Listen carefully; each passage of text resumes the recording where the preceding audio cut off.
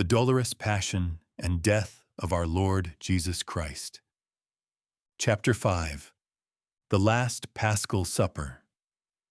Before break of day, Jesus, calling Peter and John, spoke to them at some length upon what they should order, what preparations they should make in Jerusalem for the eating of the Paschal lamb. The disciples had questioned Jesus the day before upon where this supper was to be held. Jesus told the 2 apostles that they would, when ascending Mount Sion, meet a man carrying a water pitcher, one whom they already knew, as he was the same that had attended to the Paschal meal for Jesus the year before at Bethania. They were to follow him into the house and say to him, "The Master bids us say to thee that his time is near at hand. He desires to celebrate the Pasch at thy house." They should then ask to see the supper room, which they would find prepared, and there they should make ready all that was needed. I saw the 2 apostles going up to Jerusalem through a ravine that ran south of the temple and north of Sion. On the south side of the mount upon which the temple stood, there were some rows of houses opposite which a rapid stream flowed down the height. On the other side of this stream ran the road by which the apostles ascended. On reaching a point of Sion higher than the temple mount, they turned toward the south and met the man designated by Jesus on a somewhat rising open space, and in the neighborhood of an old building surrounded by courts. They followed him, and when near the house, delivered to him Jesus' message. He showed great pleasure at seeing them and learning their errand. He told them that he had already been ordered to prepare a supper, probably by Nicodemus, though he knew not for whom, but now he greatly rejoiced that it was for Jesus. This man was Heli, the brother-in-law of Zachary of Hebron, the same in whose house at Hebron Jesus had, after a certain Sabbath of the preceding year, announced to the family the death of John. He had 5 unmarried daughters, but only one son, who was a Levite, and who had been a friend of Luke before the latter joined the Lord. Heli went with his servants every year to the feast, hired a supper room, and prepared the Paschal meal for people that had no friends in the city. On this occasion, Heli had hired the dining hall of a spacious old house belonging to Nicodemus and Joseph of Arimathea, on the south side of Mount Sion, not far from the citadel of David and from the market, which was on the eastern ascent to the same. It stood in an open court surrounded by courtyards with massive walls and between rows of shade trees. To the right and left of the entrance, and just inside the walls, stood a couple of smaller buildings. In one of these, the Blessed Virgin and the other holy women celebrated the Paschal Supper, and there too, after the crucifixion, they frequently retired. The large building, that is, the principal one, which contained the dining hall rented by Heli, stood a little back of the center of the court. It was in this house, in King David's time, that his valiant heroes and generals exercised themselves in arms. Here, too, before the building of the temple, had the Ark of the Covenant been deposited for a long time. Traces of its presence were still to be found in an underground apartment. I have seen also the prophet Malachias hidden in this vault. There it was that he wrote his prophecies of the most blessed sacrament and the sacrifice of the new law. Solomon also held this house in honor and performed in it some symbolical action, but I now forget what. When a great part of Jerusalem was destroyed by the Babylonians, this house was spared. It was now the property of Nicodemus and Joseph of Arimathea, who arranged the principal building in a very suitable manner and let it as a guest house for strangers coming to Jerusalem for the Pasch. Moreover, the house and its dependencies served during the year as warehouses for tombstones, building stones, and as a place for stone cutting in general, for Joseph of Arimathea owned an excellent quarry in his own country. He traded in monuments, architectural ornaments, and columns, which were here sculptured under his own eye. Nicodemus also was engaged in building, and devoted many of his leisure hours to sculpturing. Excepting at the time of festivals, he often worked here either in the hall or in the vault below, sculpturing statues. It was owing to this art that he had formed a friendship for Joseph of Arimathea, and many of their transactions were undertaken together. The principal edifice, the coenaculum proper, was a long, four-cornered building surrounded by a low colonnade, which could be thrown open and thus make one with the lofty hall beyond. The whole building rested on columns, or pillars, and was so constructed as to allow the gaze to penetrate in all directions, that is, when the portable screens generally in use were removed. The light fell through apertures near the top of the walls. In front, and this was the narrow side of the building, there was an anteroom, into which 3 entrances led. From it one stepped into the lofty and beautifully paved inner hall, from whose roof several lamps were hanging. The halls had been decorated for the feast. They were hung halfway up with beautiful matting or tapestry, and the aperture that had been opened in the ceiling was covered with blue gauze, shining and transparent.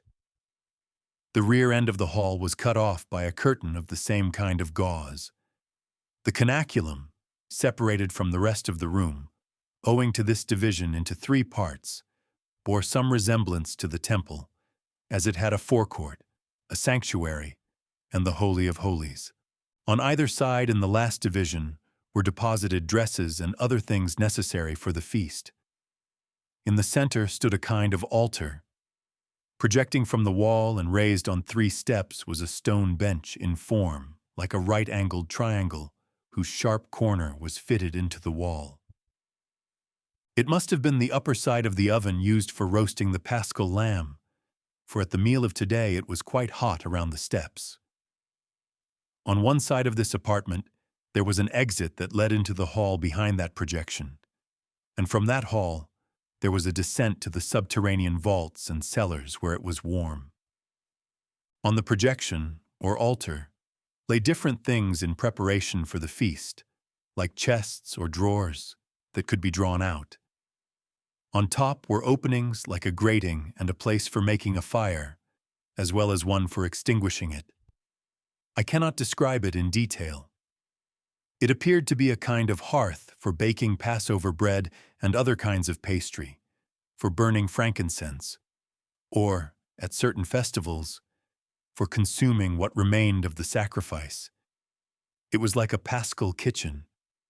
Above this hearth or altar, there was a kind of niche formed of projecting rafters and surmounted by a valve, probably for the escape of smoke. Suspended from the ceiling above the niche and hanging in front of it, I saw the figure of a Paschal lamb. A knife was sticking in its throat, and its blood appeared to be dropping on the altar. I no longer remember exactly how this last was effected. In the back of the niche, there were 3 little compartments, or cupboards, that turned like our tabernacles for opening or closing. In them I saw all kinds of vessels for the Pasch and deep oval dishes. Later on, the most blessed sacrament was kept there. In the side halls of the cenacle here and there were built inclined couches, upon which lay heavy coverlets rolled together. These were the sleeping places. Fine cellars extended under the whole building. The resting place of the Ark of the Covenant was once in the back part, directly under the spot upon which the Paschal hearth now stood. Below the cellars ran 5 gutters, which served to carry off the refuse to the slope of the hill on the top of which the house stood. At different times, I saw Jesus teaching and performing cures here. The disciples often lodged for the night in the side halls. While Peter and John were speaking with Heli, I saw Nicodemus in one of the buildings in the courtyard, whither the blocks of stone from the vicinity of the supper hall had been removed. For 8 days previously, I saw people busy cleaning the court and arranging the hall for the Paschal feast. Some of the disciples themselves were among the workers. When Peter and John finished speaking with Heli, The latter passed through the courtyard and into the house. The two apostles, however, turned off to the right, went down the north side of the mountain through Sion, crossed a brook, proceeded by a path between hedges to the other side of the ravine that lay before the temple, and to the row of houses south of it. Here stood the house of old Simeon, now occupied by his sons, who were disciples in secret. The apostles entered and spoke with Obed, the elder who served in the temple.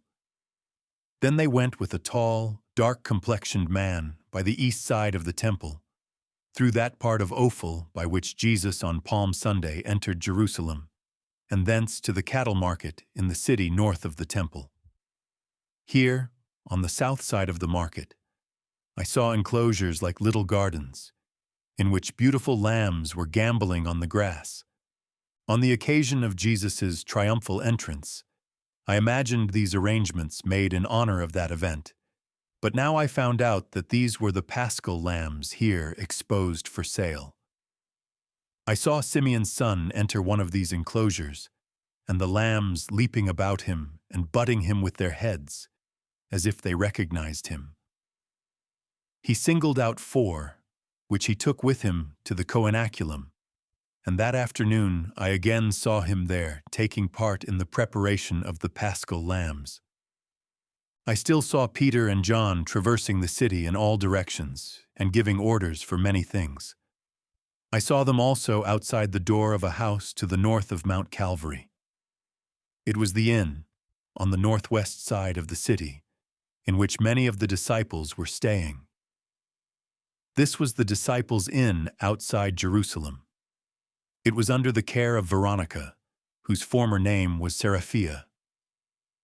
From this inn, I saw them go to Veronica's own house, for they had many directions to give her. Veronica's husband was a member of the council. He was generally away from home attending to his business, and when he was in the house, his wife saw little of him. She was a woman of about the same age as the Blessed Virgin. She had long known the Holy Family, for when the boy Jesus remained in Jerusalem after the feast, she it was who supplied him with food. The two apostles got from Veronica all kinds of table service, which was carried by the disciples in covered baskets to the coenaculum. They took from here also the chalice of which Jesus made use in the institution of the Blessed Sacrament. This chalice was a very wonderful and mysterious vessel that had lain in the temple for a long time among other old and precious things, whose use and origin even had been forgotten, just as with us many ancient holy treasures have through the lapse of time fallen into oblivion. Frequently at the temple, ancient vessels and precious ornaments whose use was no longer known were reset, made over anew, or sold. It was in this way, and by God's permission, that that holy vessel, whose unknown material prevented its being melted down, although frequent attempts had been made to do so, had been found by the young priests in the treasury of the temple. It was stowed away in a chest along with other objects no longer of use, and when discovered, was sold to some antiquaries. The chalice and all the vessels belonging to it were afterward bought by Veronica. It had several times been made use of by Jesus in the celebration of festivals, and from today it became the exclusive possession of the holy community of Jesus Christ. It was not always the same as when used at the Last Supper. I no longer remember when the parts that composed it were put together. Perhaps it was on the occasion of the Lord's using it at the Last Supper. It was now, however, along with all that was necessary for the institution of the Blessed Sacrament, put up in one portable case. On a flat surface out of which a little board or tablet could be drawn, stood the large chalice surrounded by 6 small beakers. The chalice itself contained another smaller vase. I cannot remember whether the tablet held the holy thing or not. A little plate was laid upon the chalice, and over the whole was a convex cover. In the foot of the chalice was a place for keeping a spoon, which could be easily drawn out. All these vessels in fine linen coverings were protected by a cap, or case of leather, I think, which had a knob on top. The large chalice consisted of the cup and the foot, which latter must have been added at a later period, for it was of different material. The cup was pear-shaped and of a brownish, highly polished metal overlaid with gold. It had two small handles, by which it could be raised when its contents rendered it tolerably heavy. The foot was elaborately wrought of dark, virgin gold, the edge encircled by a serpent. It was ornamented with a little bunch of grapes and enriched with precious stones. The small spoon was concealed in the foot. The large chalice was left to the Church of Jerusalem under the care of James the Less. I see it still carefully preserved somewhere. It will again come to light as it did once before. The smaller cups that stood around it were distributed among the other churches, one to Antioch, another to Ephesus. These vessels enriched 7 churches. The small beakers once belonged to the patriarchs, who drank some mysterious beverage out of them when they received or imparted the blessing, as I have seen and already explained. The large chalice once belonged to Abraham. Melchizedek brought it from the land of Semiramis, where it was lying neglected, to the land of Canaan, when he began to mark off settlements on the site afterward occupied by Jerusalem. He had used it at the sacrifice of bread and wine offered in Abraham's presence, and he afterward gave it to him. This same chalice was even in Noah's possession. It stood in the upper part of the ark. Moses also had it in his keeping. The cup was massive like a bell. It looked as if it had been shaped by nature, not formed by art. I have seen clear through it. Jesus alone knew of what it was made. While the 2 apostles in Jerusalem were engaged in the preparations for the Paschal feast, Jesus took an affecting leave of the holy women, Lazarus and his mother in Bethania, and gave them some final instructions and admonitions. I saw him speaking alone with his Blessed Mother, and I remember some of the words that passed between them. He had, he said, sent Peter the believing and John the loving to Jerusalem in order to prepare for the Pasch. Of Magdalene, who was quite out of herself from grief, he said, "She loves unspeakably, but her love is still encompassed by the body. Therefore has she become like one quite out of her mind with pain." He spoke also of the treacherous scheming of Judas, and the Blessed Virgin implored mercy for him. Judas, under pretense of attending to different affairs and of discharging certain debts, had again left Bethania and hurried to Jerusalem. Jesus, although he well knew what he was after, questioned the 9 apostles about him. Judas spent the whole day in running around among the Pharisees and concerting his plans with them. The soldiers that were to apprehend Jesus were even shown him, and he so arranged his journey to and fro as to be able to account for his absence. Just before it was time for the Paschal supper, he returned to the Lord. I have seen all his thoughts and plans. When Jesus spoke about him to Mary, I saw many things connected with his character and behavior. He was active and obliging, but full of avarice, ambition, and envy, which passions he struggled not to control. He had even performed miracles, and in Jesus' absence, healed the sick. When Jesus made known to the Blessed Virgin what was about to happen to him, she besought him in touching terms to let her die with him. But he exhorted her to bear her grief more calmly than the other women, telling her at the same time that he would rise again, and he named the spot upon which he would appear to her. This time she did not shed so many tears, though she was sad beyond expression, and there was something awe-inspiring in her deep gravity. Like a devoted son, Jesus thanked her for all her love. He embraced her with his right arm and pressed her to his breast. He told her that he would celebrate his Last Supper with her in spirit, and named the hour at which she should receive his body and blood. He afterward took a very affecting leave of them all and gave them instructions on many points. Toward noon, Jesus and the 9 apostles set out from Bethania for Jerusalem, followed by a band of 7 disciples who, with the exception of Nathanael and Silas, were principally from Jerusalem and its neighborhood. I remember that John Mark and the son of the poor widow who on the Thursday before, that is, just 8 days ago, had offered her mite when Jesus was teaching by the alms box in the temple, were among them. Jesus had received the youth into the number of his disciples a few days previously. The holy women followed later. Jesus and his companions walked here and there around Mount Olivet, through the valley of Josaphat, and even as far as Mount Calvary. During the whole walk, Jesus gave uninterrupted instructions. Among other things, he told the apostles that until now he had given them his bread and his wine, but that today he would give them his flesh and his blood. He would bestow upon them. He would make over to them all that he had. While uttering these words, the countenance of the Lord wore a touching expression, as if he were pouring his whole soul out, as if he were languishing with love to give himself to man. His disciples did not comprehend his words. They thought that he was speaking of the Paschal Lamb.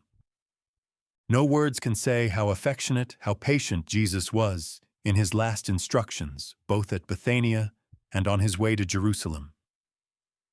The holy women arrived later at the house of Mary Marcus.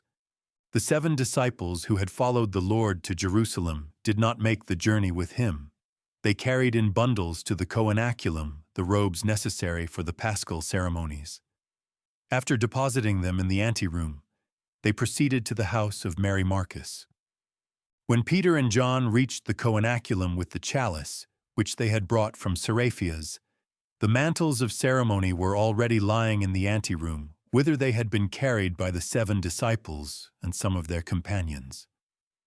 They had also draped the walls of the supper room, opened the apertures in the roof, and prepared 3 hanging lamps. This done, Peter and John went out to the valley of Josaphat and summoned the Lord and the 9 apostles. The disciples and friends who were also to eat their Pasch in the coenaculum came later. Jesus and his followers ate the Paschal lamb in the coenaculum in 3 separate groups of 12, each presided over by one who acted as host. Jesus and the 12 apostles ate in the hall itself.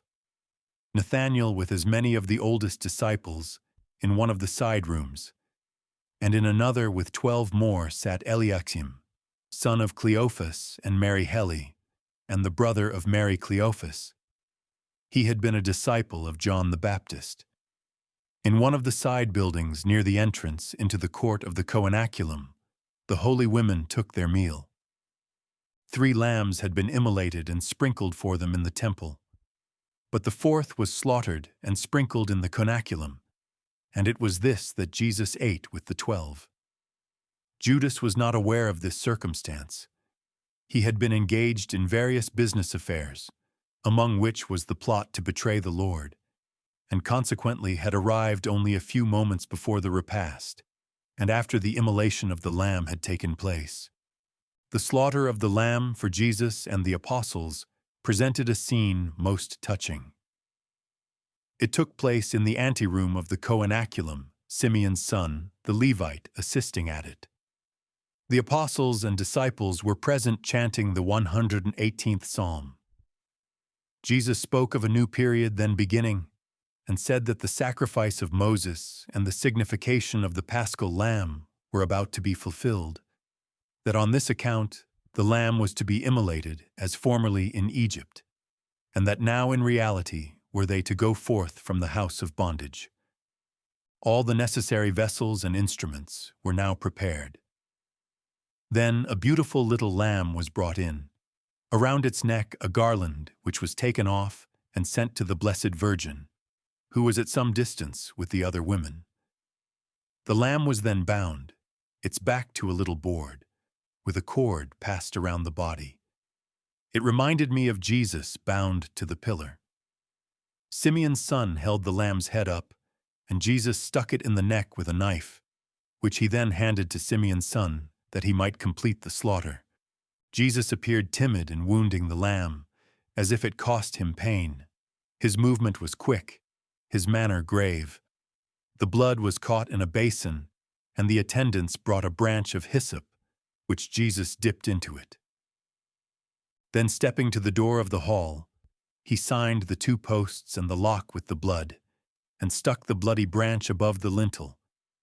He then uttered some solemn words, saying among other things, "The destroying angel shall pass by here. Without fear or anxiety, ye shall adore in this place when I, the true Paschal Lamb, shall have been immolated. A new era, a new sacrifice are now about to begin, and they shall last till the end of the world." They then proceeded to the Paschal hearth at the end of the hall, where formerly the Ark of the Covenant reposed. There they found a fire already lighted. Jesus sprinkled the hearth with blood and consecrated it as an altar. The rest of the blood, along with the fat, was thrown into the fire under the altar, after which, followed by the apostles, Jesus walked around the Coenaculum singing psalms and consecrated it as a new temple. During this ceremony, the doors were closed. Meanwhile, Simeon's son had prepared the lamb. It was fixed upon a spit, the forelegs fastened to a crosspiece, and the hind ones to the spit. Ah, it looked so much like Jesus on the cross. It was then, along with the 3 others that had been slaughtered in the temple, placed in the oven to be roasted. All the Paschal lambs of the Jews were immolated in the forecourt of the temple, in one of 3 different places, according as their owners were rich, or poor, or strangers. That of Jesus was not slaughtered in the temple, though he observed all other points of the law most strictly. That lamb was only a figure. Jesus himself would on the next day become the true Paschal Lamb. Jesus next gave the apostles an instruction upon the Paschal Lamb and the fulfillment of what it symbolized, and as the time was drawing near and Judas had returned, they began to prepare the tables. After that, they put on the traveling dresses of ceremony, which were in the anteroom, and changed their shoes. The dress consisted of a white tunic like a shirt, and over it a mantle, shorter in front than in the back. The tunic was tucked up into the girdle, and the wide sleeves were turned up. Thus equipped, each set went to its own table. The 2 bands of disciples into the side halls, Jesus and the apostles into the Coenaculum proper. Each took a staff in his hand, and then they walked in pairs to the table at which each stood in his place, his arms raised, and the staff resting upon one. Jesus stood in the center of the table. He had 2 small staves that the master of the feast had presented to him. They were somewhat crooked on top, and looked like short shepherd crooks. On one side they had a hook, like a cut-off branch. Jesus stuck them into his girdle crosswise on his breast, and when praying, supported his raised arms on the hooks. It was a most touching sight to see Jesus leaning on these staves as he moved. It was as if he had the cross, whose weight he would soon take upon his shoulders, now supporting him under the arms. Meanwhile all were chanting, "Blessed be the Lord God of Israel, praised be the Lord," etc. When the prayer was ended, Jesus gave one of the staves to Peter, the other to John. They put them aside, or passed them from hand to hand among the other apostles. But what this signified, I cannot now recall. The table was narrow and only high enough to reach 1/2 foot above the knee of a man standing by it. In form it was like a horseshoe, and opposite Jesus, in the inner part of the half circle, there was a space left free for the serving of the dishes,